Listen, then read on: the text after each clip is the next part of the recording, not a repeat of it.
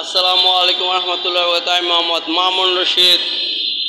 এবার আমার ইচ্ছা প্রসঙ্গ দুই শুনুন, একটা তো শুনলেন, দ্বিতীয় ইচ্ছা প্রসঙ্গ যেটা যেমন আমার নায়ক হওয়ার ইচ্ছাটা, যেমন এটা আরও একভাবে ইচ্ছা হয়েছে, মানে ভিতর ভিতর আশা আশা জাগছে। তা হলো ছোটোবেলা আমার এক চাচাতো ভাইয়ের নাম হলো রনি, ঠিক আছে। রনি রনি একদিন আমারে ছোটোবেলা বলতো মিঠুন মিঠুন বলে ডাকতো।